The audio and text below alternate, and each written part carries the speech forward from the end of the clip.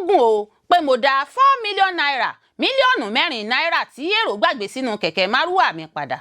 Ọkùnrin Onikẹkẹ Maruwa ló fèsì ọ̀rọ̀ jáde bẹ́ẹ̀. A ò fọwọ́ sí o, àwọn akẹ́kọ̀ọ́ Poly Ibadan yarí o lẹ́yìn tí Gómìnà Makinde yí orúkọ Poly Ibadan padà sí Omololu Olunloyo Polytechnic. Bàbá kan béèrè fún ìdájọ òdodo l'Ondo látàrí bí olóyè kan ṣe jí ọmọbinrin rẹ̀ ọmọ ọdún 12 gbé pamọ́ tó sì tún fi tipa bá lajọsepọ. Ọlọ́pàá kan fọ́ ìgò mọ́ ọmọ ìlú kan lórí l'Ékòó, gún lẹmeji nigunkugun. Ó tún lérí pé kò sí nǹkan kan tí ó ṣẹlẹ̀, ó lóun mọ àwọn èèyàn alágbára. Gómìnà Makinde fẹ́ ṣí ibùdó ìkàwé sí pápákọ̀ òfurufú nílùú Ìbàdàn. Aláàfin Ọ̀yọ́ yóò kọ́ ibùdó àṣà sí ìlú Ọ̀yọ́. Àwọn ọlọ́pàá adarí ọkọ̀ lójú pópó mẹ́ta sì kọlù sí Onikẹkẹ Maruwa kan bọ́ sí òhò nílùú Ìbàdàn. Ẹ gbọ́ àwọn àtúpalẹ̀ ìròyìn náà lẹ́kùnrẹ́rẹ́. You are welcome to Drive TV. If you're new to this channel, consider subscribing so you won't miss out any of our latest video. Mi ò kì í ṣe Mugun o pé mo dá 4 million naira mílíọ̀nù mẹrin náírà tí Ero Gbagbe Sinu kẹkẹ Maruwa mi padà. Ọkùnrin Onikẹkẹ Maruwa ló fèsì ọ̀rọ̀ jáde bẹ́ẹ̀. Àṣé àwọn èèyàn rere sì ń bẹ nílé ayé. Gbogbo èèyàn kọ́ ló ya ìkà ọ̀dájú ẹ̀dá o. Ọkùnrin Onikẹkẹ Maruwa kan nílùú Aba nípínlẹ̀ Abia ti gba òṣùbà káre látọ̀dọ̀ àwọn èèyàn ọmọ Nàìjíríà lẹ́yìn tó dá mílíọ̀nù mẹrin náírà padà tí èrò kan ṣèèṣì gbàgbé sínú kẹ̀kẹ́ Maruwa rẹ̀. Nínú fọ́nrán fídíò kan tó gba orí ìtàkùn ayélujára kan, nínú èyí tó ṣàfihàn bí èrò náà ṣe ń rọ̀jò àdúrà lé Onikẹkẹ Maruwa náà lórí. Ẹni tó ń kó àwọn owó bọ́ndù lọ́wọ́ bí àwọn èèyàn ṣe ṣùgbà yí wọn ká tí wọ́n sì ń gbóríyìn fún Onikẹkẹ Maruwa náà fún ìwà ìjẹ́ olótìtọ́ rẹ̀ àti ìwà ọmọlúàbí tí ó hù. Onikẹkẹ Maruwa náà tí wọ́n pe orúkọ rẹ̀ ní Lucky Okoro bákan náà pín ìrírí rẹ̀ ọ̀hún sójú òpó ayélujára rẹ̀ lọ́jọ́bọ̀ Thursday tó sì ń dúpẹ́ lọ́wọ́ Ọlọ́run fún àǹfààní láti ṣe nǹkan tó tọ́. Gẹ́gẹ́ bí Okoro ṣe wí, ìṣẹ̀lẹ̀ náà wáyé lẹ́yìn tó gbé arábìnrin náà ní ibùdókọ̀ Aba tó gbajúmọ̀ tó sì sọ̀kalẹ̀ sí Ariaria. Obìnrin náà, ẹni tó pè ní ọmọ orílẹ̀-èdè Cameroon, ló gbàgbé àpò tó kó owó mílíọ̀nù mẹrin náírà síka inú kẹ̀kẹ́ Maruwa rẹ̀. Ó ní bóun ṣe tajú kan rí owó náà lòun bẹ̀rẹ̀ sí ní wá obìnrin náà kiri ṣùgbọ́n tí òun kò rí. Níṣe lòun padà sí ibùdókọ̀ tóun ti gbé obìnrin náà ṣùgbọ́n òun kò rí. Nígbà náà lòun padà lọ sí ọjà Ariaria. Òun sì bá obìnrin náà lóríta níbi tó ti ń sun ẹkún tómijé ń bọ́ lójú rẹ̀ tó sì fẹ́ pa ara rẹ̀. Okoro sọ wípé bí òun ṣe rí obìnrin náà lòun lọ bá pé kó nu omijé ẹkún rẹ̀ nù tí òun sì gbé owó náà tó sọnù lé lọ́wọ́. Onikẹkẹ Maruwa náà tún fi kún pé òun tún ran obìnrin ọ̀hún lọ́wọ́ bákan náà láti sinmi sí ilé ìtura kan nítòsí agbègbè náà di ọjọ́ kejì kí ara rẹ̀ lè balẹ̀ látàrí ìrònú tó débá nígbà tó sọ owó gọbọi náà nù. Onikẹkẹ Maruwa náà dúpẹ́ lọ́wọ́ Jèhófà pé ó ṣàwárí obìnrin náà. Ó ní níṣe làwọn akin ẹgbẹ́ òun tó ń wa kẹ̀kẹ́ Maruwa pé òun ní Mugun ṣùgbọ́n tó fèsì jáde pé òun kò kí ń ṣe Mugun o, òun nífẹ̀ẹ́ sí nǹkan tí òun ṣe. Ọ̀pọ̀lọpọ̀ àwọn èèyàn Nàìjíríà ló ń gbóṣùbà káre fún Onikẹkẹ Maruwa náà fún ìwà ìjẹ́ olótìtọ́ rẹ̀. Wọ́n ní tó bá jẹ́ àwọn ẹlòmíín ni wọn ò ní dá owó náà padà fún ẹni tó ní owó. A ò fọwọ́ sí o, àwọn akẹ́kọ̀ọ́ Poly Ibadan yarí o lẹ́yìn tí Gómìnà Makinde yí orúkọ Poly Ibadan padà sí Omololu Olunloyo Polytechnic.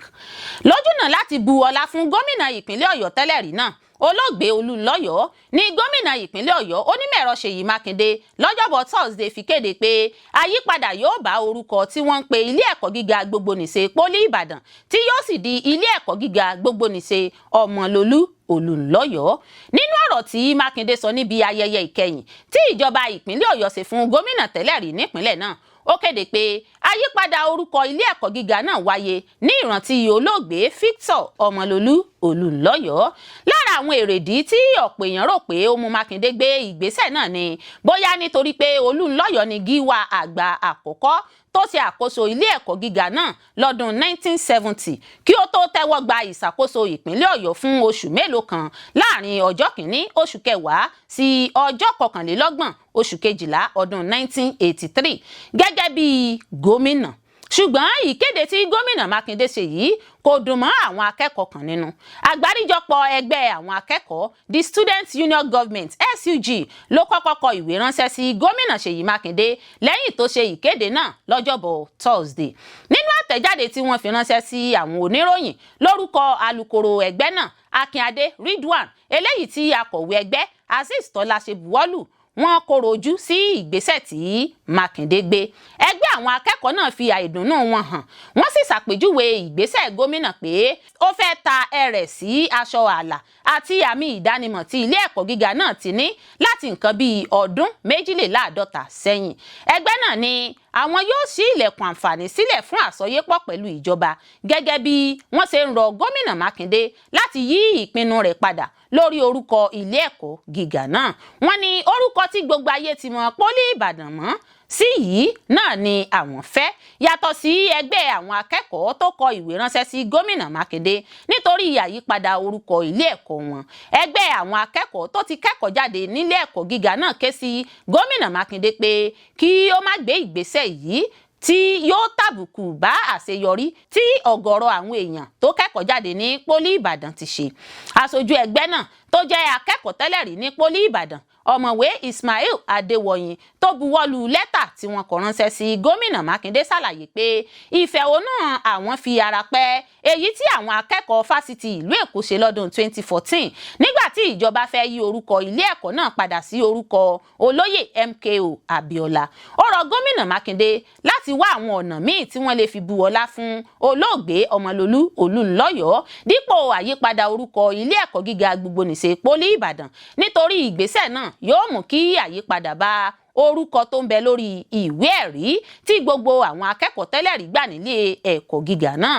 Ọ̀rọ̀ tí púpọ̀ nínú àwọn akẹ́kọ̀ọ́ Poly Ibadan tí àwọn akọ̀ròyìn bá sọ̀rọ̀ fi léde pé orúkọ ilé ẹ̀kọ́ náà kì í ṣe orúkọ lásán nítorí iyì tó ń bẹ nínú orúkọ Poly Ibadan ló ń fún gbogbo àwọn ní ìwúrí. Bàbá kan béèrè fún ìdájọ́ òdodo l'Ondo látàrí bí olóyè kan ṣe jí ọmọbìnrin rẹ̀ ọmọ ọdún 12 gbé pamọ́ tó sì tún fi tipa bá a lájọsepọ̀ àgbáyà.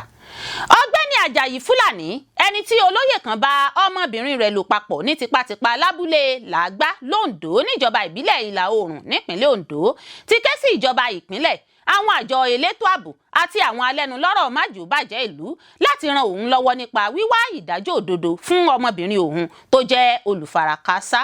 Iléeṣẹ́ ọlọ́pàá ìpínlẹ̀ Ondo lọ́jọ́bọ̀ Thursday sọ wípé òun ti nawọ́ gan olóyè Ìfẹ́dayọ̀ fẹ̀sùn fífi tipá bá ọmọbìnrin ọ̀gbẹ́ni Fúlàní tí í ṣe ọmọ ọdún 12 lò pọ̀.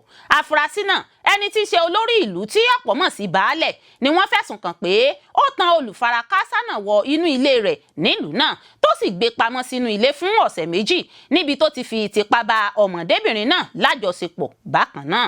Fúlàní tí í ṣe asọ́gbà ẹni tó bá àwọn akọ̀ròyìn sọ̀rọ̀ nílùú Ondo lọ́jọ́bọ̀ Thursday sọ wípé afurasí náà jí ọmọbìnrin òun ọmọ ọdún 12 gbé pamọ́ sínú ilé tó sì tún já ìbálẹ̀ rẹ̀. Bàbá náà sọ wípé láti ọjọ́ 25 oṣù karùn-ún ọdún yìí ní òun kò ti rí ọmọbìnrin òun nílé. Lójú ẹsẹ̀ lòun bẹ̀rẹ̀ sí ní wá káàkiri. Ó ní fún oṣù kan lòun fi wá ọmọbìnrin òun káàkiri. Lẹ́yìn ọ̀rẹ̀yìn a gbọ́ pé ẹ̀gbọ́n ọmọbìnrin náà gba ìpè látọ̀dọ̀ rẹ̀ sọ wípé òun wà l'Ákúrẹ́ tí ó sì bẹ̀rẹ̀ sí ní wá ọmọbìnrin náà l'Ákúrẹ́ níbi tí wọ́n já kalẹ̀ sí lẹ́gbẹ̀ẹ́ ṣọ́ọ̀ṣì Cathedral ní ìlú náà. Gẹ́gẹ́ bí bàbá ọmọbìnrin náà ṣe wí lẹ́yìn tí wọ́n ṣàwárí olùfarakásá náà ní kíámọ́sá ni wọ́n lọ fẹjọ́ sùn lágọ̀ọ́ iléeṣẹ́ ọlọ́pàá l'Ákúrẹ́ tí àwọn ọlọ́pàá sì darí wọn láti lọ sọ́gbà ilé ìwòsàn láti gba ìtọ́jú fún ọmọbìnrin náà. Ọ̀gbẹ́ni Fúlàní sọ wípé nígbà tóun bá ọmọbìnrin òun sọ̀rọ̀ ó fìdí rẹ̀ múlẹ̀ pé baálẹ̀ náà fi tipá bá òun lájọsepọ̀. Ó ní níṣe lòun pe baálẹ̀ tí yóò sì bẹ òun pé kóun farabalẹ̀ pé ọ̀rọ̀ náà yóò ní ìyanjú. Ó ní kódà níṣe ló tún sọ wípé òun ó tún gbogbo owó ilé ìwòsàn san ṣùgbọ́n tóun kọ̀ jálẹ̀ tóun sì sọ fún baálẹ̀ pé òun ó béèrè fún ìdájọ́ òdodo. Bàbá òun wá rawọ́ ẹ̀bẹ̀ sí ìjọba ìpínlẹ̀ Ondo àti kọmíṣánná ọlọ́pàá ìpínlẹ̀ náà láti gùnlé iṣẹ́ ìwádìí ìfimúfínlẹ̀ tó lóòrìn lórí ọ̀rọ̀ náà kí wọ́n sì fojú ọ̀daràn náà winá òfin. Bàbá ọmọbìnrin náà sọ wípé gbogbo mọ̀lẹ́bí ló ń béèrè fún ìdájọ́ òdodo. Alukoro fún iléeṣẹ́ ọlọ́pàá ìpínlẹ̀ ọ̀hún ọ̀gbẹ́ni Ọláyínká Àyànládé ẹni tó fìdí ìfigbóró òfin gbé orí adé ọrùn ìlẹ̀kẹ̀ náà múlẹ̀ sọ wípé wípé olú iléeṣẹ́ ọlọ́pàá ìpínlẹ̀ náà ti bẹ̀rẹ̀ iṣẹ́ lórí rẹ̀ fún ìwádìí ìfimúfínlẹ̀ tó lóòrìn láti rí i dájú pé ìdájọ́ òdodo farahàn. Ọlọ́pàá kan fọ́ ìgò mọ́ ọmọ ìlú kan lórí lẹ́kọ̀ọ́, gún lẹ́ẹ̀mejì nígunkugun. Ó tún lérí pé kò sí nǹkan kan tí ó ṣẹlẹ̀, ó lóun mọ àwọn èèyàn alágbára. Ọlọ́pàá kan tórúkọ rẹ̀ ń jẹ́ Bámidélé Òjó lẹ́ka iléeṣẹ́ ọlọ́pàá Zone 2 ni wọ́n fẹ̀sùn kàn pé ó ṣèkọlù sí ọmọ ìlú aláìṣẹ̀ kan Michael Ẹkúndayọ̀, ó sì tún gún nígunkugun ládùúgbò Ìdímù nípínlẹ̀ Èkó. Ìṣẹ̀lẹ̀ ọ̀hún ló wáyé lọ́jọ́ àìkú Sunday ọjọ́ 22 oṣù kẹfà ọdún 2025 nílé ìtajà kan tí Òjó yabò tó sì bẹ̀rẹ̀ sí ṣèkọlù sí arákùnrin kan tórúkọ rẹ̀ ń jẹ́ Ṣẹ́gun. Àwọn aṣojú mi kòró sọ wípé ọlọ́pàá náà tí àwọn olùgbé ìlú dámọ̀ ló ṣe bẹ́ẹ̀ bú fọ́jú lu Ṣẹ́gun tó sì tún jàn án ní ẹ̀ṣẹ́ léraléra. Gẹ́gẹ́ bí ìròyìn Sahara Report ṣe gbé jáde síta, nígbà tí Ṣẹ́gun gbìyànjú láti taari ọlọ́pàá náà dànù, bẹ́ẹ̀ ni oníbàárà míì Michael kó sí wọn láàrin láti là wọ́n dá sí ọ̀rọ̀ náà lójú náà láti parí ìjà náà. Ṣùgbọ́n kàkà kí ewé àgbọ̀n ó dẹ̀, níṣe ló tún le kókókó sí i tí Òjó sì kọjú ìjà sí olùlàjà. Níṣe ni ọlọ́pàá náà bá fọ́ ìgò ọtí mọ́ Michael lórí tó sì gún nígunkugun lẹ́ẹ̀mejì pẹ̀lú àkúfọ́ ìgò tí ẹ̀jẹ̀ sì ń dà lára arákùnrin náà. Lójú ẹsẹ̀ ni wọ́n súré gbé Michael lọ ọgbà ilé ìwòsàn níbi tí wọ́n ti dá dúró fún ìtọ́jú. Àwọn òṣìṣẹ́ elétò ìlera náà béèrè fún owó 50,000 náírà owó àkọsànsílẹ̀ nínú àpapọ̀ owó ìtọ́jú 180,000 látàrí àpá, ọgbẹ́ àti ẹ̀jẹ̀ tó ṣòfò dànù lára rẹ̀. Ládùrú ìkọlù burúkú tí ọlọ́pàá náà ṣe sí arákùnrin náà, ẹnìkan tí ìṣẹ̀lẹ̀ náà sojú rẹ̀ sọ fáwọn akọ̀ròyìn pé wọn kò fi gbọ́rọ̀ òfin gbé ọlọ́pàá ọ̀hún tàbí jù ú sí gbàgà lẹ́yìn tí wọ́n lọ fẹjọ́ sùn lágọ̀ọ́ iléeṣẹ́ ọlọ́pàá. Ó ní níṣe ni ọlọ́pàá náà tún rìn yan fàǹdà tó sì ń bragado pé òun léèyàn lókè tí yóò rọ̀gbà yí òun ká gbèjà òun lójú náà láti dènà fífojú rẹ̀ wìnà òfin. Ìṣẹ̀lẹ̀ ọ̀hún ló tún ru àkíyèsí àwọn èèyàn sókè nípa ìkọlù ìwà ipá àti ìwà ìbàjẹ́ àwọn ọlọ́pàá. Ìròyìn jẹ́ kó di mímọ̀ pé Òjó jẹ́ ògbóǹtarìgì lágbègbè náà fún gbígbógun ti àwọn ọmọ ìlú ládùúgbò náà tí yóò sì máa fi ìbọn rẹ̀ halẹ̀ kó ìpayà ìbẹ̀rùbojo bá àwọn olùgbé ìlú. Àwọn mọ̀lẹ́bí olùfarakásá àti àwọn aṣojú mi kòró béèrè fún ìdájọ́ òdodo. Wọ́n kọ̀ jálẹ̀ pé dandan ni kí wọ́n fi gbọ́rọ̀ òfin gbé ọlọ́pàá náà kó sì fojú winá òfin fún ìwà aláàbí tó wù ọ̀hún láti jẹ́ àríkọ́gbọ́n fáwọn agbófinró ọlọ́pàá yòókù. Gbogbo ìgbìyànjú láti kàn sí agbẹnusọ iléeṣẹ́ ọlọ́pàá ìpínlẹ̀ náà Benjamin Hundeyin lórí fóònù ìbáraẹnisọ̀rọ̀ nípa ìṣẹ̀lẹ̀ náà ló já sí pàbó. Gómìnà Makinde fẹ́ ṣí ibùdó ìkàwé sí pápákọ̀ òfurufú nílùú Ìbàdàn. Aláàfin yóò kọ́ ibùdó àṣà sí ìlú Ọ̀yọ́. Gómìnà ìpínlẹ̀ Ọ̀yọ́ Onímẹ̀ẹ̀rọ Ṣèyí Mákindé ti kéde pé àwọn ibùdó ìgbafẹ́ tó wà ní ìpínlẹ̀ Ọ̀yọ́ yóò wà ní àrọ́wọ́tó gbogbo èèyàn báyìí. Gómìnà Makinde ṣe ìkéde yìí lásìkò tó ń ṣe ìfilọ́lẹ̀ ìwé kan tí wọ́n pè ní Mọ̀sí nípa ìpínlẹ̀ Ọ̀yọ́, èyí tí kọmíṣánná fétò ìròyìn Ọmọọba Dọ̀tun Oyèládé kọ. Gbọ̀ngàn tí Ovilọ́ọ̀sì Ògúnlésì tó wà ní ìdojúkọ ọgbà ilé ìwòsàn UCH nílùú Ìbàdàn ní ètò ìfilọ́lẹ̀ ìwé náà ti wáyé. Gómìnà Makinde ṣàlàyé pé gbogbo àwọn akẹ́kọ̀ọ́, olùgbé ìpínlẹ̀ Ọ̀yọ́ àtàwọn àlejò ni yóò mọ ohun tí ìpínlẹ̀ náà jẹ́ báyìí nípa àṣà, ìṣe àti ìṣèlú. Ó ní yàtọ̀ sí pé àwọn akẹ́kọ̀ọ́ yóò ní àǹfààní sí ìmọ̀ nípa ìpínlẹ̀ Ọ̀yọ́, àwọn arìnrìn-àjò afẹ́ gan yóò mọ̀ sí nípa àwọn ibùdó ìgbafẹ́ tó wà ní ìpínlẹ̀ Ọ̀yọ́. Bákan náà, tí àtúnṣe pápákọ̀ òfurufú Ládòkè Akíntọ́lá tó wà ní Alákíá nílùú Ìbàdàn bá parí tán, òun máa sí ibùdó ìyáwèékàwé kan síbẹ̀, èyí tí yóò fún àwọn àlejò tó bá wọ bàálù wá sí ìpínlẹ̀ Ọ̀yọ́ ní àǹfààní láti kọ́kọ́ ní ìmọ̀ nípa ìpínlẹ̀ tí wọ́n wà. Gómìnà Mákindé tẹ̀síwájú pé ètò ọ̀gbìn ní òun gbájúmọ́ ní sáà àkọ́kọ́ ìṣèjọba òun àti ètò ìrìn àjò afẹ́ ní òun gbájúmọ́ ní sáà kejì yìí. Gómìnà ní ó ṣe pàtàkì kí gbogbo èèyàn mọ ohun tí ìpínlẹ̀ Ọ̀yọ́ dúró fún àti ibi tó ń lọ ní ọjọ́ ọ̀la. Aláàfin Ọ̀wọ̀ Adé jókòó láàrin àwọn ẹmẹ̀wà rẹ̀ nígbà tí òun náà ń sọ̀rọ̀. Aláàfin ti ìlú Ọ̀yọ́ Ọba Abímbọ́lá Akeem Ọ̀wádé ṣàlàyé pé ìmọ̀ nípa ìpínlẹ̀ Ọ̀yọ́ jẹ́ pépélé ìpìlẹ̀ fún àtúngbékalẹ̀ ìmọ̀ kíkún fún àwọn akẹ́kọ̀ọ́. ọba Ọ̀wádé ní ìwé ìmọ̀ náà ni yóò máa rán gbogbo èèyàn létí nípa irú èèyàn tí a jẹ́ ní ìpínlẹ̀ Ọ̀yọ́ àti ibi tí a ti wá, èyí tí ó gbọdọ̀ jẹ́ mánigbàgbé fún ìran yìí àti ọ̀pọ̀lọpọ̀ ìran tó ń bọ̀. Ó ní òun ti ń gbèrò láti kọ́ ibùdó àṣà fún ìlú ńlá Ọ̀yọ́. Ìgbésẹ̀ yìí sì wà ní ìbámu pẹ̀lú ohun tí ìjọba ìpínlẹ̀ Ọ̀yọ́ ń ṣe lónìí. Lára àwọn èèyàn ńlá, èèyàn alẹ́nulọ́rọ̀ májòbàjẹ́ ìlú míì tó péjú síbi ètò náà ni gómìnà ológun nígbà kan rí ní ìpínlẹ̀ Ọ̀yọ́ Ọládayọ̀ Pópóọlá, Olóyè Mutiat Ládọjà, àwọn méjì tó jẹ́ igbákejì gómìnà tẹ́lẹ̀ Taofik Arapaja àti Azeez Gbọ́lárùmí. Bákan náà ni Ṣọ̀ún tilẹ̀ Ògbómọ̀ṣọ́, Ọ̀kẹrẹ̀ ti Ṣakí àti Olúgbọ́n ti orílẹ̀ Ìgbọ́n kò gbẹ́yìn níbi ayẹyẹ náà. Àwọn ọlọ́pàá darí ọkọ̀ lójú pópó mẹ́ta ṣèkọlù sí Onikẹkẹ Maruwa kan bọ́ sí òò nílùú Ìbàdàn. Àwọn ọlọ́pàá darí ọkọ̀ lójú pópó mẹ́ta ti ṣe bẹ́ẹ̀ ṣèkọlù sí Onikẹkẹ Maruwa bọ́ sí òò lù lálùbọ́lẹ̀ lálùbami tí wọ́n sì tún fi gbòòrò òfin gbé ní ìdí odó ládùúgbò Fẹ́lẹ́lẹ̀ nílùú Ìbàdàn nípínlẹ̀ Ọ̀yọ́. Olùfarakásá náà tí ọ̀pọ̀ mọ̀ sí Kẹ̀kẹ́ Maruwa ni wọ́n ṣèkọlù sí lójúmọmọ lọ́jọ́ Ẹtì Friday ládùúrú bí arákùnrin náà ṣe ní òun kò ṣẹ̀ sí òfin ìrìn ojú pópó. Ó sọ wípé níṣe làwọn òṣìṣẹ́ ọlọ́pàá darí ọkọ̀ lójú pópó náà wọ́ òun jábọ́lẹ̀ látinú Kẹ̀kẹ́ Maruwa lu òun lálùbọ́lẹ̀ lálùbami, ya aṣọ mọ́ òun lára ṣáájú kí wọ́n tó kó máàmù gàrí sí òun lọ́wọ́. Ẹni tó ń sọ̀rọ̀ lẹ́yìn ìṣẹ̀lẹ̀ náà, Onikẹkẹ Maruwa náà sọ wípé òun kò tako òfin ìrìn ojú pópó. Nínú fídíò kan tí Olúwaṣínà gbé sórí ìtàkùn ayélujára, èyí tó jẹ́ fífi ṣọwọ́ sáwọn akọ̀ròyìn, ṣàfihàn bí àwọn ọlọ́pàá adarí ọkọ̀ lójú pópó ṣe ń lu Onikẹkẹ Maruwa náà lálùbọ́lẹ̀ lálùbami. Onikẹkẹ Maruwa náà ṣàlàyé bí ìṣẹ̀lẹ̀ ọ̀hún ṣe wáyé. Ó sọ wípé òun gbé èrò kan nítòsí ilé ìfowópamọ́ UBA.